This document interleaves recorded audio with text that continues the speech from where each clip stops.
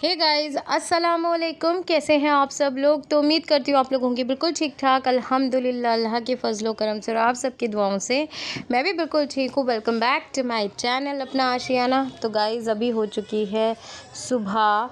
Early morning तो नहीं कहूँगी, लेकिन हाँ सुबह हो गई है। छोटे बेबी को ना मैंने मालिश भी कर दी है, उसकी नहाई भी हो गई है और उसको दूध भी पिला दिया है। छोटा बेबी जो है ना वो पूरी रात मेरे पास ही रहता है, क्योंकि अभी अन्नू के सी सेक्शन है, उसके टाँके अभी कटे नहीं है। हमारे यहाँ तो 7 दिन में टाँके कट जाते हैं, बट यहाँ पर 10 दिन लगते हैं टाँके कटने के लिए। तो काफ़ी लंबा सा टाइम लेते हैं यहाँ के लोग। और फिर उसके बाद मैंने कहा चलो ठीक है कोई नहीं, बच्चे तो खैर था ही मेरे पास छोटी बीबी है ही हमारे पास।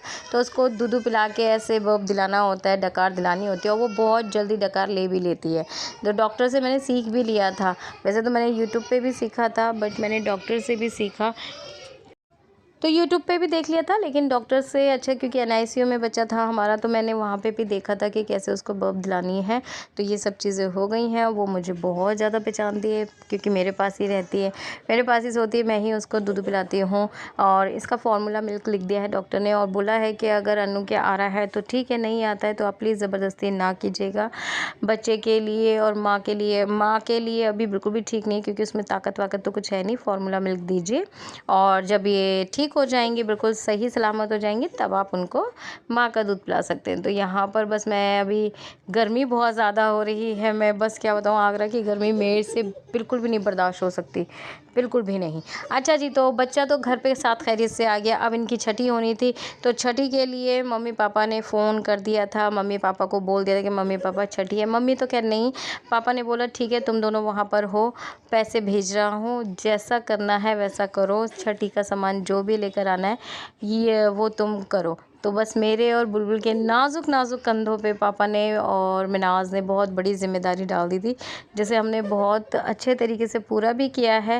हालांकि बैंड बहुत अच्छे से बच गई थी, मतलब मैं क्या ही बताऊँ, इस कदर के थके हुए के इस मार्केट ले उस दुकान ले, मतलब काफ़ी सी चीज़ें, क्योंकि एक चीज़ तो हमें समझ में आ ही नहीं रही थी।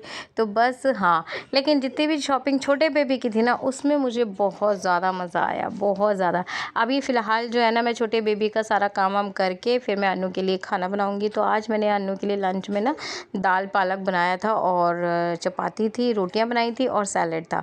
हालांकि अन्नू बहुत कम खाती है, वो छोटे छोटे 2 फुल्के भी नहीं खाती, वो एक ही रोटी खाती है छोटी सी। तो बस मैं यहाँ पर अन्नू को दे दूँगी छोटा बेबी कि अब तुम थोड़ी देर के लिए इसको रखो, मैं तुम्हारा खाना लेकर आती हूँ। खाना के लिए मैंने दाल पालक बनने के लिए रख दिया था, ऑलमोस्ट डन है। बस मैं इसका प्रेशर निकाल के और रोटी बना के अन्नू को खाना दे के फिर हम लोग भी खाना खा के शाम के टाइम हम निकलेंगे मार्केट, थोड़ा सा रेस्ट के बाद। तो यहाँ पर बस हम लोग मार्केट आ चुके हैं। मार्केट में आके हमें ये ड्रेस सूट पसंद आए थे, कुछ अन्नू के लिए थे, अन्नू के जेठानी के लिए, अन्नू की नंदों के लिए, सबके लिए देखने थे। तो बस हम ये देख रहे, स्काई ब्लू वाला सूट जो है ना, मुझे अन्नू के लिए बहुत ज़्यादा पसंद आया था। तो मैं सोच रही थी कि अन्नू के लिए ले लूँ, बट वो ये ना कि ये दुकान वाले भैया का ना एटीट्यूड अच्छा नहीं था, क्योंकि जो सूट हमें पसंद आ रहे थे वो इन्होंने बहुत ज़्यादा हाई रेट के करके, अब ये जो अन्नू का सूट है ना, ये इन्होंने 2200 रुपये का बता रहे हैं। मैंने कहा नहीं ऐसा नहीं है, 2200 का नहीं, थोड़ा सा तो रीज़नेबल करो। बट नहीं, उन्होंने कहा ऐसा है मैडम, आप ना ये वाला छोड़ दो, बाकी के 3 ले जाओ। मैंने कहा नहीं, लेके जाएंगे तो चारों लेके जाएंगे, वरना एक भी नहीं जाएगा। तो बस वो हो जाती है दुकान वाले ना कई बार, मतलब जिसे कहते हैं ना, क्या बोलते हैं उनको, अपनी वाइफ से लड़कर आते रहे तो फिर कस्टमर्स को अच्छे से अटेंड नहीं करते। और ना इंसान का ना एटीट्यूड सबसे मेन रखता है, कि आपका एटीट्यूड अच्छा होना चाहिए कस्टमर के साथ में। तो बस ये और भी फैब्रिक देख रहे थे, बट इनके ना फैब्रिक बहुत ज़्यादा हैवी वाले थे, जो कि अन्नू इस टाइम पे नहीं पहन सकती। अन्नू के लिए तो मुझे वो पसंद आ गया था, बाकी और लोगों के लिए मेरा ये था कि कॉटन के हम फैब्रिक लेते हैं, जो कि अच्छे भी लगेंगे। तो यहाँ पर हमने बच्चों के बड़ों की तो शॉपिंग अभी कर ही रहे थे। यहाँ पर हमें वी मार्ट नज़र आ गया, जो कि बड़ा फेमस सा है इधर में, और ये शॉप मुझे बहुत अच्छी भी लगी। तो मैं छोटे बेबी के लिए नाना नानी की तरफ से, खालाओं की तरफ से ड्रेसेस खरीदे जा रही थी। बोल गई बाजी तुम तो पागल हो गई हो, मतलब छोटे बेबी के लिए तुम इतनी ज़्यादा एक्साइटमेंट है तुम्हें कि तुम कुछ भी। मैंने कहा नहीं, उसके लिए सारी मैंने ना यूनिक ड्रेसेस ली। इसमें से मैंने अपने लिए भी पसंद करा, मतलब मेरी तरफ से भी है, मैं पापा मम्मी की तरफ से तो है ही है, फिर बुलबुल ने कहा मेरा भी पसंद करके दो। तो फिर हम बहनों की तरफ से भी हो गया, तो इसलिए काफ़ी सारे ड्रेसेस माशाल्लाह से छोटे बेबी के हमने ले लिए थे। अच्छा, मैंने ड्रेसेस तो बहुत ही यूनिक से लिए थे और ना छोटा साइज़ भी देखना था, काफ़ी चीज़ें भी देखनी थी, तो बड़ा मज़ा आ रहा था। और हमारा साथ दिया था कि अनु के यहाँ पर ना पड़ोस में एक आंटी रहती है, वो बहुत अच्छी हैं, तो बस वो आंटी हमें लेके गई थी मार्केटों में, तो हम बस उनके साथ घूम रहे थे सारी मार्केट। तो यहाँ पर हमने अभी बच्चे का देख लिया था, फिर हम दोबारा जाएंगे, लेडीज़ का भी और जेंट्स का भी हमें देखना था, माजिद के भी कपड़े हमें देखने थे। तो पापा ने ना सबके लिए बोला था कि बेटा जैसा होता है ना वैसा करना, अच्छे से अच्छा करना, किसी भी चीज़ की कमी नहीं आनी चाहिए। अनु को किसी भी चीज़ की मतलब वो नहीं होना चाहिए कि मम्मी पापा नहीं, अगर मम्मी पापा होते तो ऐसा होता है, ऐसा ना हो जाए। तो मैंने और बुलबुल ने बखूबी ये काम ज़िम्मेदारी के साथ निभाया है। और हाँ, इन सब चीज़ों के बारे में ना अन्नू को भी नहीं पता था कि हम क्या करने के लिए गए हैं क्या नहीं, बस अन्नू को ये पता था, मैंने ये बोला था कि मेरे पास जैसे कपड़े वगैरह नहीं है, ड्रेसेस नहीं है, तो बस मैं बोले नहीं जा रही हूँ, छोटे बेबी की 1-2 ड्रेस ले आऊँगी। तो कह रही अच्छा ठीक है, लेकिन और हमने उसको दिखाया भी नहीं था उसका ये जो सारा सामान जो है ना, फिर हमने छठी के दिन लगाया था। अच्छा, छठी जो है उसकी छठी वाले दिन नहीं हुई, 7 डेज़ पे उसका छठी करिए, क्योंकि अन्नू की जो जेठानी थी ना वो आई नहीं थी, वो थी नहीं डिलीवरी के टाइम पे, तो वो अपने मैके गई हुई थी। फिर उनसे पूछा गया कि आप कब आओगे, तो उन्होंने कहा ठीक है मैं आती हूँ और उसके बाद छठी करेंगे। तो बस अन्नू की जेठानी आ गई थी छठे दिन, तो 7वें दिन छोटे बेबी की छठी हो गई थी। तो ऐसा फंक्शन हुआ था। कुछ मतलब इनके रूल्स होते हैं, हम लोग जो करते हैं छठी वाले दिन, हमारे यहाँ पर जो होता है ना बहुत सिंपल सा जैसे खाना वाना बना देते हैं, सिंपल खाना नहीं, जच्चा और बच्चा के लिए खाना बनता है, काफ़ी सारी चीज़ें बनती हैं, फिर उसको खिलाया जाता है, अचवानी बनती है और मतलब सबको दे दिया जाता है। तो इस तरीके से होती है छठी। और सवा महीना ग्रैंड होता है इनके यहाँ पर, छठी इस तरीके से होती है। सवा महीने पे क्या होगा हमें नहीं पता, लेकिन जो भी था हमने जो देना था हमने वो छठी पे ही दे दिया, मम्मी पापा की तरफ से भी आ गया, तो काफ़ी सारी चीज़ें। और गाइज़, आगरा के वासियों को मेरी तरफ से सिर्फ़ और सिर्फ हैट्स ऑफ है आप लोगों को।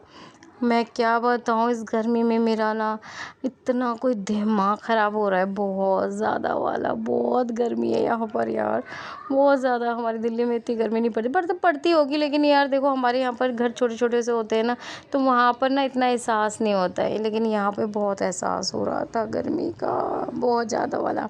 तो बस यहाँ पर हम आ गए हैं लेडीज़ के लिए कपड़े देखने के लिए। वहाँ तो हमें नहीं कुछ समझ में आया था, कुछ नहीं बना हमारा। यहाँ पे हमें माशाल्लाह से काफ़ी अच्छे और बहुत ही बेहतरीन कॉटन के सूट मिले। अन्नू के लिए भी बड़ा प्यारा सा मैंने सूट देखा है। अच्छा, मुझे नहीं पता था यहाँ पर ग्रीन पहना जाता है, लेकिन मैंने अपनी समझ से ही अन्नू के लिए ग्रीन कलर का सूट ले लिया। यहाँ पर मैं थोड़ी सा ये लोग कपड़े देख रहे थे, मैंने कहा मैं तो फाइनल पे देखूँगी, तुम लोग अभी निकलवा लो जो निकलवाने।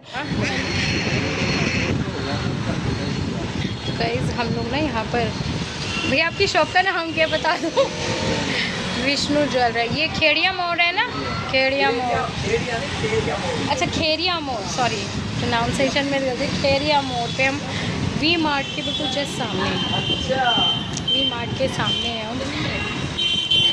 बच्चों की ज्वेलरी, छोटे बेबी का सामान लेने के आए हैं, लेकिन हमने परचेज़ कर लिया है, ठीक है।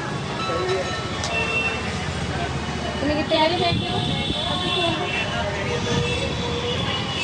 तो वो लेके जाती है, अगर वो मान जाती है तो मुझे कपड़े भी लेना, मैंने 5 का एस्टिमेट किया, तो मुझे। अच्छा जी, आज का जो पूरा व्लॉग है ना हमारा शॉपिंग में ही जाने वाला है। जो क्लिप्स मैं जितना ले पाई हूँ ना, मैं आप लोगों के लिए बस वो लेकर आ रही हूँ।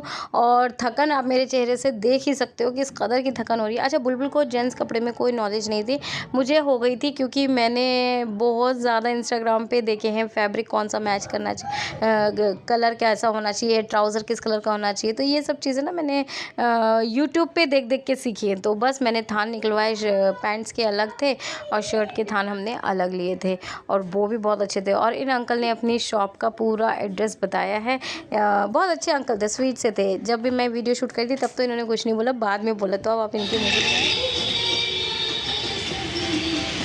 शॉप का नाम क्या है आपकी है? शॉप का नाम क्या है? Manoj cloth house. Manoj cloth house, Khairiya मोड़, खैरिया रोड पे। हमें याद हो गया, खैरिया रोड पे हम जहाँ जा रहे हैं, वीडियो शूट तो हो रहा है। सबके दुकान के व्लॉग्स आएंगे, ठीक है। थोड़ा सा लेट हो जाएगा अंकल जी, लेकिन आप माइंड मत करिएगा। ठीक है, वेटिंग है दोनों। अच्छा जी, जिसे भी जेंट्स के कपड़े लेने हो इन अंकल की शॉप पे ज़रूर जाइएगा। बहुत अच्छे अंकल हैं, काफ़ी अच्छे कपड़े हैं इनके पास, कलेक्शन बहुत अच्छा है, बहुत सारा है। मैं आप लोगों से मिलूँगी अब कल वाले वीडियो में, तब तक के लिए टाटा बाय बाय, अल्लाह हाफ़िज़।